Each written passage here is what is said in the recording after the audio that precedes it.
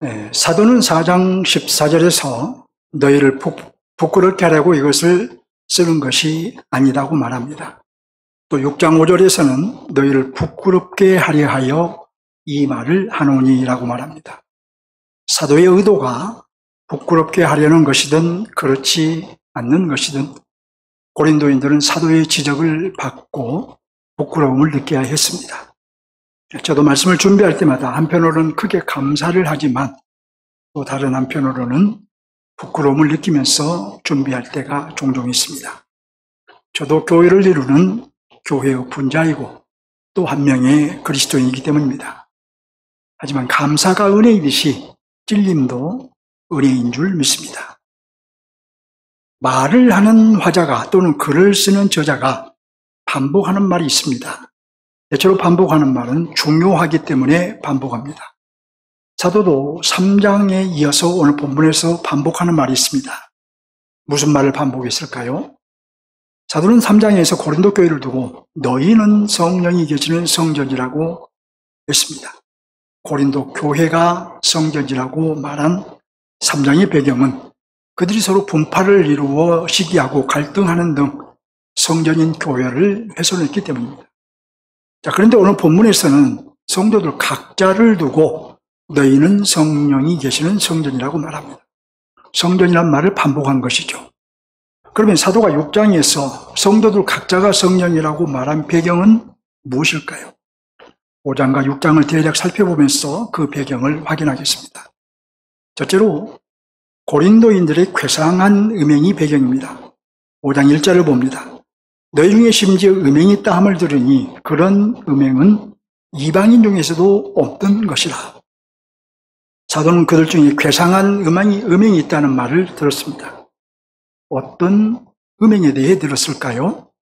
5장 1절을 보면 그런 음행은 이방인 중에서도 없는 것이라고 합니다.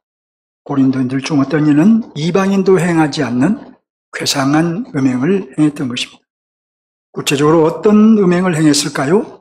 5장 1절 하반절을 보면 누가 그 아버지의 아내를 취하였도다 하는도다. 친아버지는 친어머니는 아니지만 아버지의 아내를 취한 변태적인 음행을 행했던 것입니다. 본문에서 사도가 그들에게 성전이라고 말한 배경은 이렇게 이방인들도 행하지 않는 괴상한 음행을 행하고 있었기에 그들이 성전임을 깨우쳐 준 것입니다. 둘째로 형제와 형제가 피차 고발한 것이 배경입니다. 6장 6절을 보면 형제와 형제가 더불어 고발할 뿐만 아니라 믿지 아니하는 자들 앞에서 하느냐라고 합니다. 이어서 6장 7절 상반절을 보면 너희가 피차 고발함으로 너희 가운데 이미 뚜렷한 허물이 있나니라고 합니다. 무슨 말일까요? 교회 안에서 형제와 형제가 서로 송사했던 것입니다. 성도 간에 서로 송사하여 세상으로 하여금 재판하게 했던 것입니다. 요즘으로 말하면 세상 법정으로 나가서 재판을 받았던 것입니다. 이것이 문제인 것은 성도가 서로 송사함으로 그리스도의 가장 큰 덕목인 사랑을 저버렸기 때문입니다. 따라서 이달은 송사에서 이기든 지든 다 그리스도인으로서 실패한 것입니다. 또 형제가 서로 송사하는 것은 불의를 행하는 것입니다. 사도는 이렇게 말합니다. 6장 7절 하반절을 보면 차라리 불의를 당하는 것이 낫지 아니하며 차라리 속는 것이 낫지 아니하냐. 서로 송사함으로 그리스도인으로서 실패하느니 차라리 손해봐도 당하고 억울해도 속는 것이 낫다는 것입니다. 왜 당하고 속는 것이 나을까요? 6장 8절을 보면 너희는 불의를 행하고 속이는구나. 그는 너희 형제로다라고 합니다. 형제를 송사하는 것은 불의이고 속이는 것이므로 손해봐도 당하고 억울해도 속는 것이 낫는 것입니다. 더 중요한 이유가 있습니다. 그 바로 6장 9절에 나옵니다. 불의한 자가 하나님의 나라를 유업으로 받지 못할 줄을 알지 못하느냐. 형제가 서로 송사하는 것은 불의이고 불의를 행하는 자는 하나님의 나라를 유업으로 받을 수 없으니 차라리 손해를 봐도 당하고 억울해도 속는 것이 낫다는 것입니다. 사도가 본문에서 그들이 개개인이 성전이라고 말한 배경은 이렇게 형제가 세상의 판단을 받고자 서로 송사하였기에 그들이 성령을 모신 성전임을 깨우쳐 준 것입니다. 자, 한편 사도는 불의한 자는 하나님의 나라를 유업으로 받지 못한다고 했습니다. 불의한 자만 하나님의 나라를 유업으로 받지 못할까요? 6장 9절로 10절을 보시기 바랍니다. 음행하는 자, 우상숭배하는 자, 간음하는 자, 탐색하는 자, 남색하는 자, 도적질하는 자, 탐욕을 부리는 자, 술 취한 자, 모욕하는 자, 속여 빼앗는 자 등 다 하나님의 나라를 유업으로 받을 수 없다고 합니다. 아하, 우리는 다 망했습니다. 저도 망하고 여러분도 망했습니다. 그렇죠? 사도가 언급한 죄에서 자유로울 자 없기 때문입니다. 하지만 기쁜 소식 곧 복음이 왔습니다. 소망이 찾아온 것입니다. 하나님께서 아들을 통해서 용서와 사랑으로 우리를 찾아오신 것입니다. 11절 상반절을 봅니다.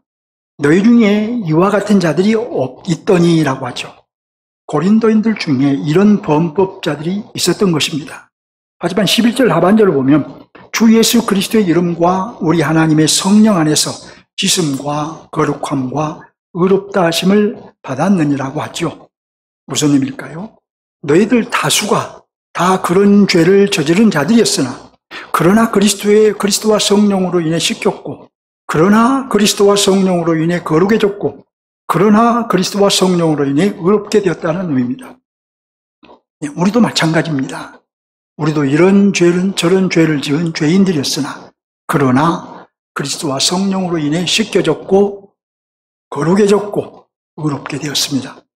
그리고 그리스도 안에 들어온 이후에 지은 죄들도 우리의 모든 죄를 씻어주시고 계속 거룩하다 하시고 계속 의롭다고 하신 것입니다. 무조건 그럴까요? 그렇지 않습니다. 그리스도의 피를 의지해서 자복해야 합니다. 하나님께서 그렇게 말씀하십니다. 성경이 그렇게 말합니다. 만일 우리가 우리 죄를 자백하면 그는 미쁘시고 의로우사 우리 죄를 사하시며 우리를 모든 불의에서 깨끗하게 하실 것이요. 요한일서 1장 9절에서 이렇게 말합니다. 그리스도 안에 들어온 이후에 지은 죄도 다 사함 받는데 그 조건이 있어요. 그건 바로 우리가 우리 죄를 자백하는 것입니다. 여기 죄를 자백해야 사함 받는다 하면 죄를 인정하고 돌이키고 그리스도의 피에 호소해야 한다는 것입니다. 따라서 우리는 그리스도의 피를 의지하면 망하지 않는 법입니다. 셋째로 모든 것이 가하다는 방탕주의가 배경입니다. 사도는 6장 12절에서 다시 5장에서 다룬 성적 방탕 문제로 돌아갑니다. 그리고 고린도인들의 성적 방탕이 모든 것이 가하다는 생각에서 시작된다고 말합니다. 그래서 사도는 모든 것이 가하다는 그들의 생각 또는 그들의 구호를 인용해서 이렇게 말합니다. 6장 12절을 볼까요? 모든 것이 내게 가하나 다 유익한 것이 아니요 모든 것이 내게 가하나 내가 무엇이든지 얽매이지 아니하니라. 사도의 말인즉 모든 것이 내게 가하다. 그러나 모든 것이 유익한 것은 아니다. 모든 것이 내게 허락된다. 그러나 나는 어떤 것에도 지배당하지 않는다. 이렇게 말한 것입니다. 고린도인들의 모든 것이 가하다는 생각 또는 구호는 결국 자유를 주장한 것입니다. 그리스도인의 삶은 자유의 삶이라고 주장한 것입니다. 물론 하나님의 은혜는 우리에게 자유를 주었습니다. 따라서 그리스도인의 삶은 궁극적으로 자유의 삶입니다. 하지만 그렇다고 해서 그 자유를 무책임하게 써도 된다는 의미는 아닌 것입니다. 그리스도인은 자유를 자신뿐만 아니라 교회의 유익이 되게 써야 합니다. 이것을 달리 말하면 그리스도인의 자유는 진정한 자유여야 한다는 말입니다. 어떤 자유가 진정한 자유일까요? 첫째로 자유라는 이름으로 방종하는 것은 진정한 자유가 아닙니다. 둘째로 절제가 있어서 지체를 배려하고 교회를 세우는 자유가 진정한 자유인 것입니다. 하지만 6장 15절로 16절에 의하면 고린도인들은 그리스도의 지체인 자신의 몸을 자유라는 이름으로 창기와 합하기도 했습니다. 그들은 헬라 철학의 영향, 곧 이원론의 영향으로 몸은 속된 것이라고 생각했는데 거기에다 자신들은 높은 믿음의 경지에 이르러서 무엇이든 가하다는 생각으로 방탕했던 것입니다. 사도가 본문에서 그들에게 성전이라고 말한 배경은 이렇게 고린도인들이 성적으로 방탕하였기에 그들이 성전임을 깨우쳐 준 것입니다. 이제 본문으로 들어갑니다. 고린도 교회 성도들은 자신들이 어떤 존재인지 깨달아야 했습니다. 이 점은 우리에게도 중요한 문제입니다. 나는 어떤 존재일까요? 본문 19절을 봅니다. 너희 몸은 누구로부터 받은 바라 한가요? 하나님께로부터 받은 바라고 하죠. 이어서 너희 몸이 무엇이라고 한가요? 너희 가운데 계신 성령의 전이라고 하죠. 계속 봅니다. 너희는 누구의 것이라고 한가요? 너희는 너희 자신의 것이 아니라고 하죠. 말씀드린 대로 여기에서는 성도들 각자에게 하신 말씀입니다. 자, 우리 각자의 몸은 하나님께로부터 받은 것으로 우리 자신의 것이 아니라 하나님의 것입니다. 저의 몸도 성령이 거하시는 성령의 정이고 여러분의 몸도 성령이 거하시는 성령의 거하시는 성전으로 하나님의 것입니다. 아시는 대로 구약시대에는 천막 또는 건물로 지어진 성전이 있었습니다. 예수님이 성육신하신 후에는 예수님이 성전이셨습니다. 예수님이 부활 성천하신 후에는 성령이 강림하신 후에는 교회가 성전이고 우리 그리스도인들이 성전인 것입니다. 그럼 서로 어떤 관계가 있을까요? 구약시대의 천막 또는 건물로서의 성전은 그림자이고 그 성막 또는 성전의 실체는 성육신하신 예수님이십니다. 예수님 안에 하나님의 영이신 성령이 충만히 계셨습니다. 성전의 실제이신 예수님은 구속사역을 마치시고 승천하셨습니다. 그 후에 성령이 오셔서 교회 위에 계시고 성도들 안에 계십니다. 그래서 지금은 교회가 성전인 것이고 성도들이 성전인 것입니다. 자, 우리가 성전임을 깨닫고 나는 성전이라는 자기의식을 갖는 것은 매우 중요합니다. 자, 그러면 우리는 어떻게 성령의 전이 되었을까요? 사도는 계속해서 우리의 몸에 대하여 말합니다. 20절 상반절을 봅니다. 뭐라고 말한가요? 값으로 산 것이 되었으니 라고 하죠. 19절에서는 우리의 몸은 하나님의 것이라고 했는데 여기 20절에서는 값으로 산 것이 되었다고 합니다. 자, 어떻게 하나님의 것이 되었단 말인가요? 하나님께서 값을 주고 저와 여러분을 사셨습니다. 우리를 자기 소유 삼으시기 위해 값비싼 희생을 치르셨다는 뜻입니다. 계산 불가능한 값비싼 희생을 치르신 것입니다. 바로 아들의 피로 우리를 사셨습니다. 예수님은 성만찬석상에서 포도주 잔을 드시고 말씀하셨습니다.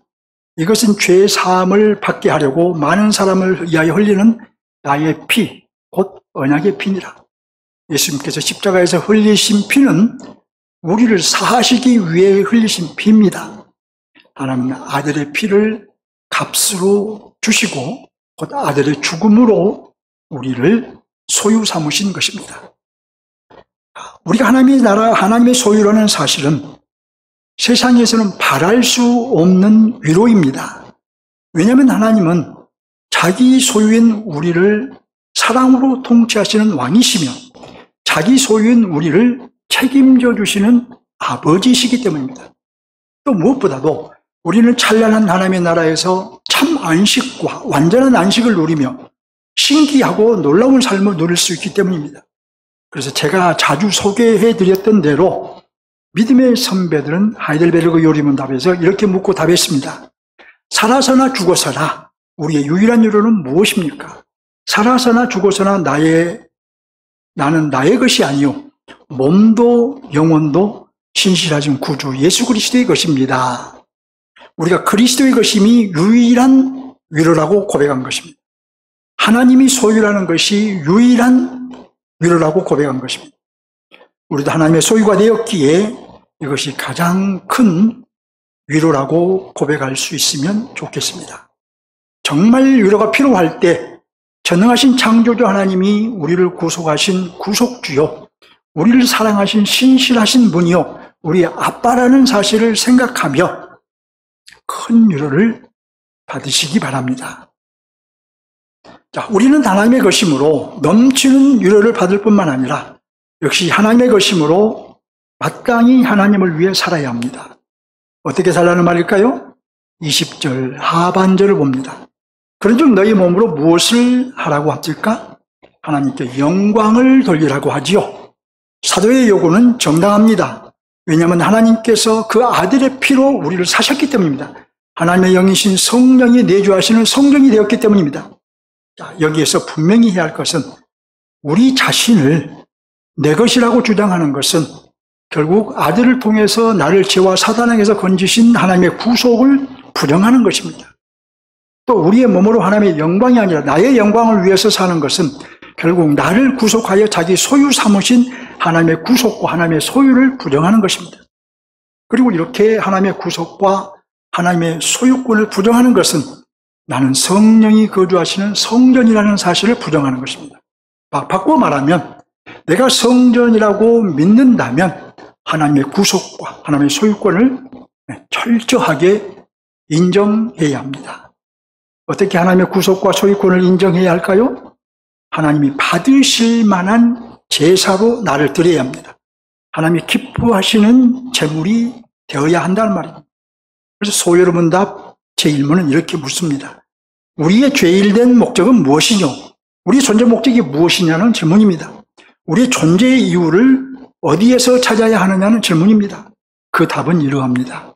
사람의 첫째 되는 목적은 하나님을 영화롭게 하는 것과 영원히 그를 즐거워하는 것입니다. 우리의 존재 목적은 하나님을 영화롭게 하는 것이며 항상 그분을 즐거워하는 것입니다. 우리의 존재의 이유는 우리에게 있지 아니하고 하나님께 있다는 고백입니다. 왜 이렇게 고백해야 할까요? 첫째는 하나님께서 우리를 창조하셨기 때문입니다. 둘째는 하나님께서 죄 가운데 있던 우리를 아들의 피로 구속하셨기 때문입니다. 따라서 우리는 자신의 것이라는 주장을 거치고 하나님의 것임을 철저하게 인정하며 살아야 하는 것입니다. 이렇게 사는 것이 나를 제물로 드리는 것이고 우리의 존재 목적에 부합하게 사는 것입니다. 본문의 핵심 메시지는 무엇일까요? 고린도 교회 성도들은 주님을 믿는다고 하면서도 믿지 않는 이방인들만도 못한 삶을 살았습니다. 사도는 그들에게 말한 것입니다. 너희 몸은 성령의 전이다. 하나님께서 너희 몸을 구속하셔서 성령이 거하게 하셨다.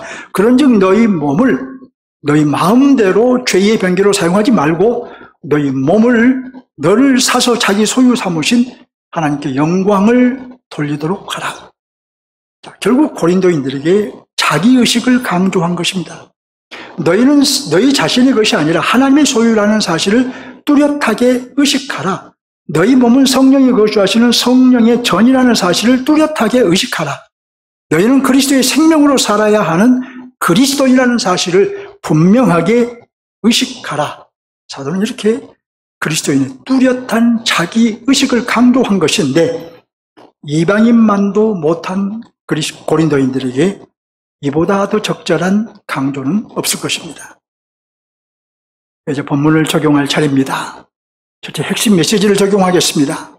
본문에서 사도는 너희는 하나님의 소유이고 성령이 거하시는 성전이고 그리스도의 생명으로 거듭난 그리스도인이라는 사실을 뚜렷하게 의식하라며 그리스도인의 뚜렷한 자기의식을 강조했지요. 왜 그리스도인의 자기의식이 중요할까요? 하나님의 소유라는 자기의식이 뚜렷한 사람은 자기 마음대로 살지 않기 때문입니다. 만일 내 마음대로 산다면 결국 자신은 자신의 것이라고 주장한 것입니다. 또 성령이 거하시는 성전이라는 자기의식이 뚜렷한 사람은 우리의 몸을 구별된 몸으로 관리하게 됩니다. 만일 우리의 몸을 구별된 몸으로 관리하지 못하면 성령을 모신 성령의 전이라는 사실을 잊어버리거나 또 부정하는 사람입니다. 이런 사람은 심판대 앞에 설 때에 어떤 마음일까요? 우리가 또 부활주와 함께 부활한 존재라는 사실을 뚜렷하게 의식하면 당연히 부활주의 생명으로 살게 될 것입니다. 만일 부활주의 생명으로 살지 못하면 그 사람은 생명이 희미하거나 또는 없거나 할 것입니다. 우리 이 점을 분명하게 적용합시다. 우리는 우리 자신의 것이 아니라 하나님의 소유라는 뚜렷한 의식을 가지고 삽시다. 내 마음대로 사는 것을 그치고 하나님의 뜻대로 살기 위해 정말 힘씁시다.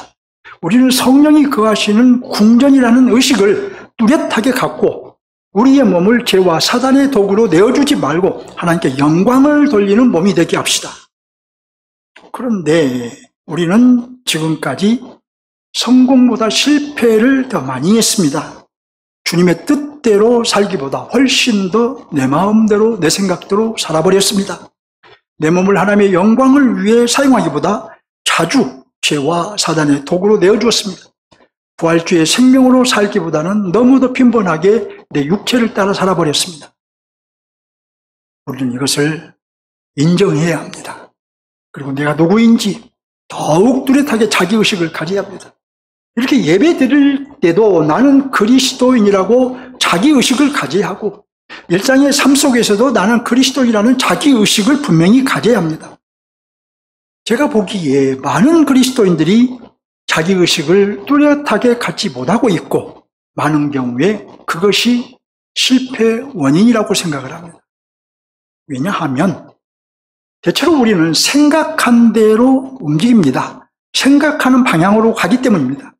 무엇을 할 때에 나는 그리스도인이라는 뚜렷한 자기의식을 갖는 사람은 자신이 그리스도인으로서 그 일을 생각하면서 그 일을 하게 됩니다. 누구를 만날 때 나는 성령을 모신 성전이라는 자기의식이 뚜렷한 사람은 자신이 성전이라는 것을 잊지 않고 그 사람을 만나게 됩니다. 따라서 그리스도인의 뚜렷한 자기의식은 아무리 강조해도 지나치지 않는 것입니다. 자, 둘째, 하나님 나라 관점에서 적용하겠습니다. 본문의 하나님의 나라는 사도들이 선포된 하나님의 나라입니다. 사도는 이 나라에 들어온 이들에게 분명하게 말한 것입니다. 너희 몸은 성령이 계시는 성전이다. 너희는 값으로 산 것이 되었다. 너희는 너희의 것이 아니라 하나님의 것이다. 자, 이로 보아 본문의 하나님 나라가 보여주는 면은 하나님의 나라는 하나님의 소유임을 뚜렷하게 의식하는 이들의 나라라는 것을 보여줍니다. 그리스도인의 뚜렷한 자기의식. 여기까지는 방금 핵심 메시지에서 적용했습니다. 자, 이제부터는 하나님의 소유라는 뚜렷한 자기의식을 갖고 살기 위해서는 어떻게 해야 할 것인가? 무엇을 생각하며 살아야 될 것인가? 바로 이 점을 적용하겠습니다. 자, 첫째로 하나님 나라에 대한 이해를 좀 더 실제적이고 구체적이고 사실적으로 하면 도움이 될 것입니다. 하나님 나라에 대한 이해를 실제적이고 구체적이고 사실적으로 하면 하나님 나라에 대한 소망이 더욱 커질 것입니다. 그리고 소망이 커지면 그리스도인이라는 자기의식이 더욱 뚜렷해질 것이고 결국 승리하는 삶을 살게 될 것입니다. 제가 여러 번 지적했듯이 대부분의 그리스도인들은 하나님 나라에 대해 두루뭉술하게 이해하고 있습니다. 굉장히 잘못 생각하고 있는 점도 있습니다. 어떤 사람은 날마다 모여서 예배만 드리는 것으로 생각합니다. 아무 일도 하지 않고 무료하게 지낼 것으로 생각합니다. 이 세상에 비하면 너무너무 재미없는 나라라고 생각합니다. 그런 사람은 하나님 나라가 좋아서 가려는 것이 아니라 그저 지옥에 가기 싫어서 하나님 나라에 가려고 합니다. 제가 가끔 제안한 것이지만 다시 한번 우리가 가게 될 완성될 하나님의 나라, 그 새 땅을 상상해 보시기 바랍니다. 대부분 이 점을 강조하지 않습니다. 그런데 강조점이 다르면 모든 것이 다른 것입니다. 이제 먼저 이 땅을 한번 생각해 봅시다. 저는 지구상에 아름답다 하는 곳에 별로 가본 적이 없습니다. 나이아가라 폭포도 가본 적이 없고 뉴욕의 센트럴 파크도 가본 적이 없습니다.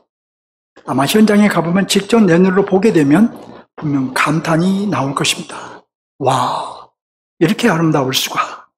하나님의 창조세계가 이렇게 신비하단 말인가. 하지만 저는 아쉬운 마음 하나도 없습니다.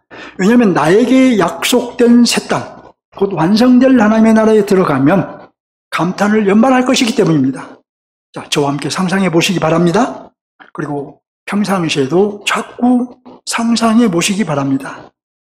우리는 하나님의 나라 그 새 땅에 들어가면 무엇을 보게 될까요? 힘차게 흐르는 강과 그 강가에 심겨진 야자수 나무를 볼 것입니다. 아주 높은 산과 또 거대한 폭포도 볼 것입니다. 잔잔한 호수를 산책하기도 할 것입니다. 누군가와 얘기를 나누며 즐겁게 보낼 것입니다. 우리는 서로를 알아보고 즐겁게 보낼 것입니다. 계속 상상해 보세요. 거기는 책을 쓴 사람도 있을 것이고 그 책을 읽고 감동의 눈물을 흘린 사람도 있을 것입니다. 꼬리를 살랑살랑 흔드는 강아지와 놀 수도 있을 것입니다. 사자와 백두산 호랑이도 함께 놀 것입니다. 시들지 않는 꽃, 마르지 않는 풀, 무궁의 푸른 하늘도 볼 것입니다. 지금 우리가 상상하는 건 다 성경적인 상상입니다. 자, 계속 상상해 보세요. 만나는 사람들마다 미소를 지으며 행복해하는 것을 볼 것입니다. 우리는 웃고 뛰놀며 추억을 얘기할 것입니다. 사과와 오렌지를 따기 위해 나무에 오를 것입니다. 한 입을 베어물자 너무 달콤해서 놀랄 것입니다. 이전에 이렇게 맛있는 것을 먹어본 적이 없기 때문입니다. 우리는 하나님 나라의 이곳저곳을 여행하게 될 것입니다. 이 땅에서 하지 못한 여행을 원 없이 하게 될 것입니다. 가는 곳마다 새로운 사람들을 만나게 될 것이고 새로운 명소들을 발견하게 될 것입니다. 자, 이것도 한번 생각해 보세요. 어느 날 누군가가 미소를 지으며 내게 다가와 악수를 청합니다. 누구일까요? 바로 우리 구주 예수님이십니다. 우리는 무릎을 꿇고 경배할 것입니다. 주님은 우리를 일으켜 세워 안아주실 것입니다. 우리는 마냥 행복할 것입니다. 이 모든 성경적인 상상입니다. 말씀드린 대로 이 땅이 땅이듯이 새 땅도 땅이기 때문이에요. 더구나 이 땅과는 비교할 수 없는 땅이기 때문입니다. 말하자면 부활한 땅이기 때문입니다. 둘째로 지옥에 대해서도 실제적이고 구체적이고 사실적으로 이해하면 도움이 될 것입니다. 지옥에 대해 실제적이고 구체적이고 사실적으로 이해하게 되면 결코 성경의 경고를 무시할 수 없을 것이고 정신을 바짝 차리지 않을 수 없을 것이고 내가 성전이라는 자기 의식이 더욱 뚜렷해질 것이고 결국 승리하는 삶을 살게 될 것입니다. 신앙생활을 하다 보면 매너리즘에 빠질 때가 있죠. 이렇게 신앙적인 매너리즘에 빠졌다 싶으면 지옥을 상상해 보시기 바랍니다. 믿음이 식어가고 있다 싶으면 지옥을 상상해 보시기 바랍니다. 내가 깨어있지 못하다 싶을 때 지옥을 상상해 보시기 바랍니다. 무시무시한 지옥을 상상하면 긴장하고 정신을 바짝 차릴 것입니다. 지옥은 하나님의 은혜의 선물인 구원을 받지 못한 사람들이 모여 사는 곳입니다. 그곳의 비극은 엄청난 현장입니다. 여러분이 생각하는 것보다 훨씬 더 비극의 현장입니다. 전쟁터보다 훨씬 더 비극이 큰 곳입니다. 그곳은 자신의 죄를 낱낱이 자각하고 벌을 받는 곳입니다. 그곳은 생명에 대한 소망을 일체 가질 수 없는 곳입니다.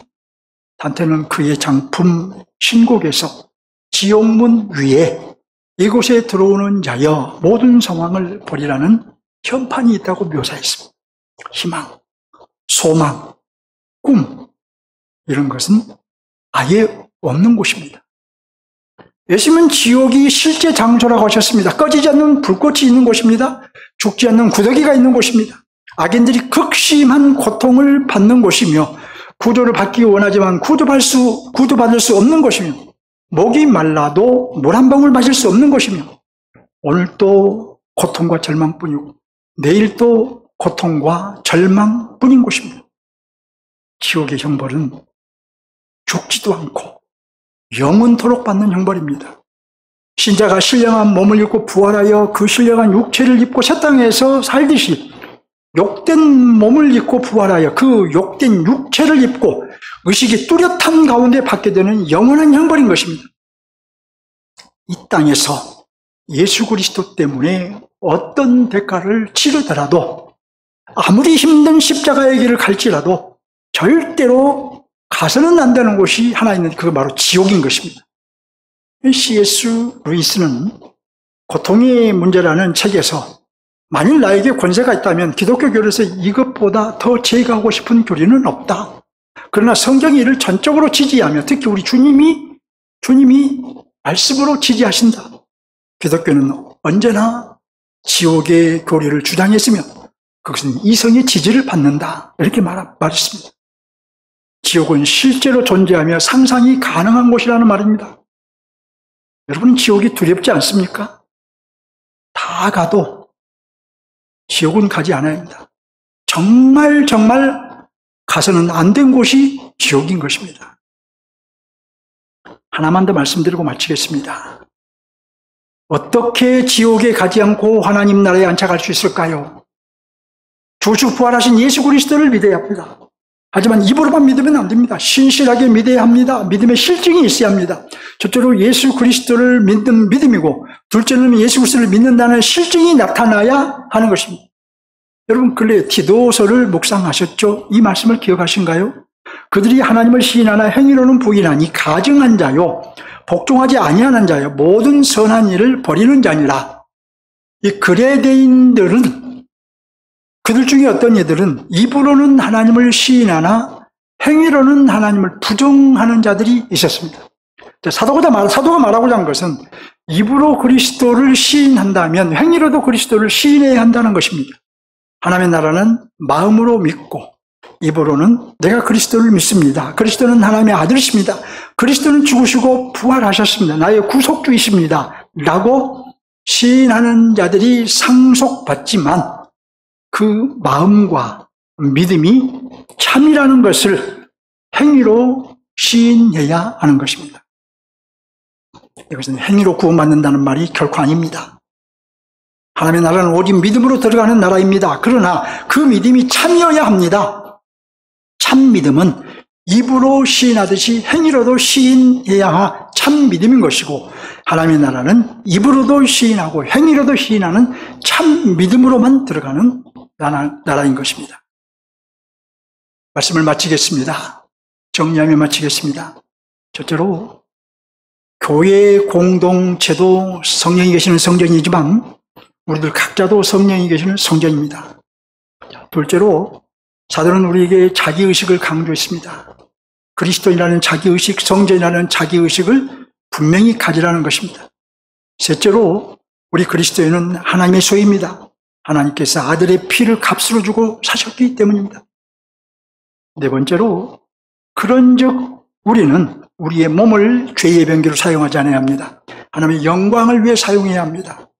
다섯째로 우리가 자기의식을 분명하기 위해서는 천국과 지옥을 실질적으로 상상해 보는 것이 도움이 됩니다. 교회 여러분, 우리가 어떤 사람입니까? 저와 여러분이 어떤 사람입니까? 성령이 거하시는 성전입니다. 우리는 하나님의 지성소입니다. 성스러운 하나님의 궁전입니다. 그런즉 우리 몸을 죄의 병기로 사용하지 말고 사단에게 내어주지 말고 하나님께 영광을 돌리는데 사용해야 합니다. 주님을 향해 한 걸음 더 나아갑시다. 아멘.